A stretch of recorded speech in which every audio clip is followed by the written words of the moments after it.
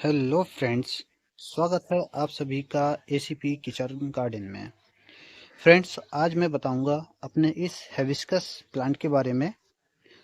आखिर मैंने कैसे इतने इसमें फ्लावर लिए हैं। देखिए, हर टहनी पर आप देखेंगे किस तरह से बर्ड आई हुई हैं।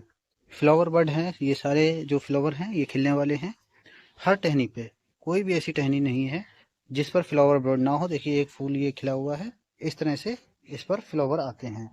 तो इस तरह से मैंने कैसे लिया है इस पे फ्लावर, किस तरह से आप भी ले सकते हैं अपने गुलहड़ के पौधे से इस तरह से फ्लावर।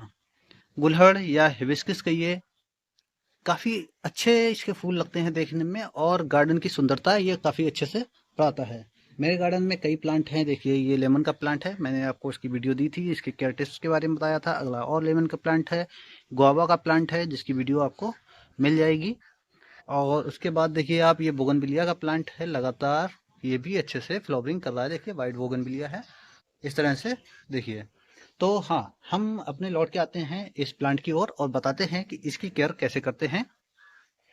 फ्रेंड्स, ये जो हिबिस्कस का प्लांट है, पहले तो मैं बता दूं कि ये मैंने प्राप्त कहाँ से किया था।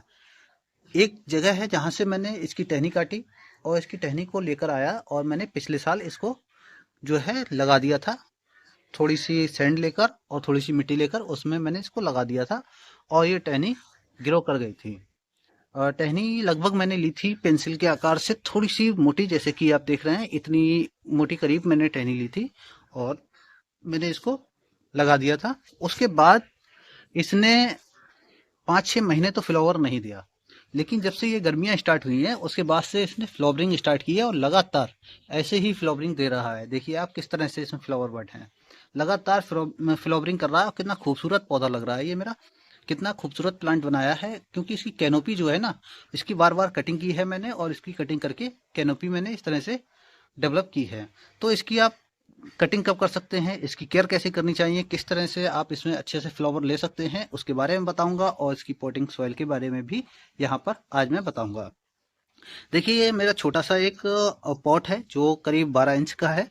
ये पॉट मैंने खुद ही बनाया है। तो इस पॉट में मैंने इस प्लांट को लगाया है। पहले ये छोटे से गमले में लगा हुआ था, उसके बाद मैंने इसको ट्रांसफर किया इस पॉट में।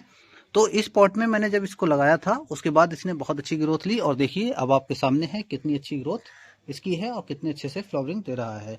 इस पॉट में लगाते समय मैंने क्या किया था, इसकी पॉटिंग सॉइल बनाई जिसमें मैंने लगभग 60% गार्डनिंग सॉइल ली, और 30% मैंने इसमें लिया था कंपोस्ट, जो कि था हमारे पास गोबर की खाद। आप इसमें बर्मी कंपोस्ट भी ले सकते हैं अगर आपके पास हो तो।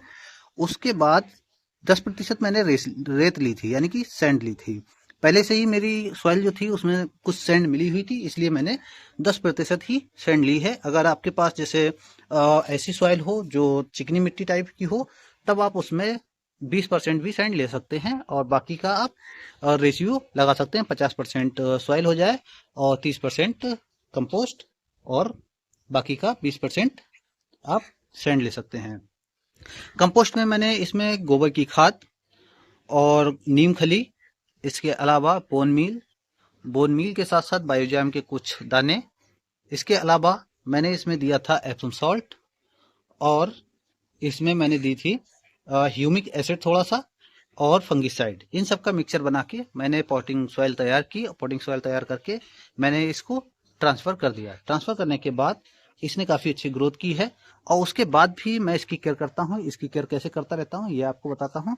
इसकी केयर करने के लिए आपको कई बातों का ध्यान रखना है। नंबर एक तो ये रखना है कि हिबिस्कस का पौधा ऐसा पौधा है, अगर आपको इससे ज़्यादा फूल प्राप्त करने हैं, तो इससे ज़्यादा फूल प्राप्त करने के लिए इसको रखना है फुल धूप में। जैसे देखिए, मेरा इसमें पौधा फुल धूप में है। हमेशा सुबह से लेकर शाम तक यहाँ पर धूप रहती है, सुबह से शाम तक धूप रहती है।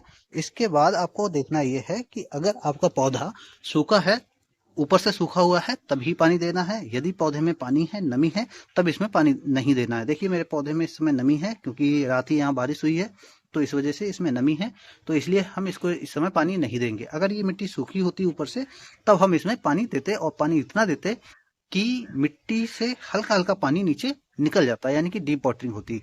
अगर हम कम पानी देंगे तो पौधे की जड़ें जो है सूख जाएंगी नीचे से, और हमको पता भी नहीं चलेगा। दूसरा जो है, इससे अधिकतर फ्लावर कैसे प्राप्त करें। तो इससे अधिकतर फ्लावर प्राप्त करने के लिए एक महीने के अंतराल पर मैं इसमें देता हूँ डीएपी के कुछ दाने देता हूँ, जिससे हमें प्राप्त होता है नाइट्रोजन और फास्फोरस। इसके साथ ही जो है, कैल्शियम की कुछ मात्रा के लिए आप हल्का सा थोड़ा सा चूना दे सकते हैं। चूना अगर ज्यादा मात्रा हो जाएगी तो आपका ये पौधा खराब हो सकता है। आप बीच बीच में इसमें इस्तेमाल कर सकते हैं एनपीके भी। एनपीके जो है पौधे की ग्रोथ के लिए, अगर आपका पौधा ज्यादा बड़ा नहीं है या बुसी नहीं है, क्योंकि सबसे पहले आपको फ्लावर के ऊपर जोर नहीं देना है, फ्लावर के ऊपर आपको बाद में ध्यान देना है। सबसे पहले आप अपने पौधे को बुसी बनाइए। यदि आपका पौधा बुसी होगा, अच्छे से जो है ग्रोथ कर चुका होगा, उसके बाद आपको फूल लेते हुए काफी अच्छा लगेगा, क्योंकि आपके पौधे में ज्यादा टहनियां होंगी और फूल अच्छा लगेगा। तो इसलिए आपको सबसे पहले ये करना है कि आपको पौधे की ग्रोथ के ऊपर ध्यान देना है। पौधे की ग्रोथ के लिए आप इसमें यूज कर सकते हैं एनपीके 19-19 या एनपीके 20-20 यानी कि 20-20। आप उसको हर महीने के अंतराल पर थोड़ी सी एनपीके लीजिए, या अगर आपके पास दाने रूप में है तो आप 10 से 12 दाने 12 इंच के पॉट में डाल दीजिए, जिससे कि आपके पौधे की ग्रोथ काफी अच्छी होगी और पौधा जल्दी ही बुसी हो जाएगा, काफी बड़ा हो जाएगा।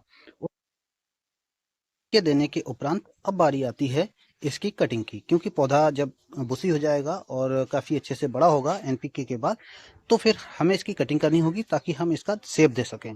और इसका शेप देने के लिए कटिंग 3 तरह से की जाती है। कटिंग 3 तरह से करने का मैं तरीका बता देता हूँ। सबसे पहला तरीका होता है पिंचिंग। पिंचिंग का मतलब ये हुआ कि आप एक छोटी सी कली लीजिए और इसको नाखून से तोड़ दीजिए, ये होती है पिंचिंग। दूसरा तरीका होता है सॉफ्ट प्रूनिंग। सॉफ्ट प्रूनिंग का मतलब होता है छोटी छोटी डालों को काट देना। छोटा छोटा जो इतनी देखिए इतनी डाल है, इसको काट देना है, तो ये होती है सॉफ्ट प्रूनिंग। और कभी कभी हमें करनी पड़ती है हार्ड प्रूनिंग। जब हमारा पौधा जब बहुत ज्यादा बड़ा हो जाता है तब करनी होती है हमें हार्ड प्रूनिंग।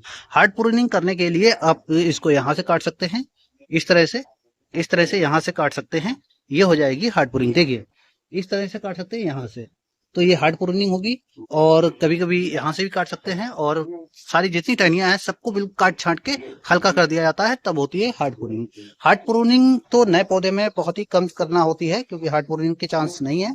तो इस तरह से आप इसकी प्रूनिंग कर सकते हैं। इसमें फ्लावरिंग के लिए आप उसमें पोटास का इस्तेमाल कीजिए, हल्की सी पोटास डाल सकते हैं। और अगर सर्दियों का मौसम स्टार्ट हो चुका है आपके यहाँ, तो आप इसमें पोटास के साथ जो है, आप इसमें सरसों की जो खल आती है उसके पानी का मिक्सचर तैयार कीजिए, यानी कि सरसों की खल और थोड़ी सी पोटास लेकर आप उसको भीगने रख दीजिए 1 सप्ताह के लिए। 1 सप्ताह के बाद जब वह मिक्सचर आपका तैयार हो जाए, तब आप पौधे को दीजिए। देखिए फिर कितने अच्छे से फल आपके पौधे से प्राप्त होगा, जैसा कि मेरे इस पौधे से प्राप्त हुआ है। मैं, अगर आप कहेंगे तो मैं आपको दिखा भी दूंगा किस तरह से ये मिक्सचर बनाया जाता है और कितना फायदा होता है, क्योंकि उसमें कई तरह के माइक्रोन्यूट्रिएंट्स, नाइट्रोजन और इसके अलावा जो है पोटास भी अवेलेबल हो जाता है, अगर आप एक्स्ट्रा पोटास डालते हैं तो, जिससे कि फ्लावरिंग के लिए काफी अच्छे से पौधा जो है प्रेरित हो जाता है।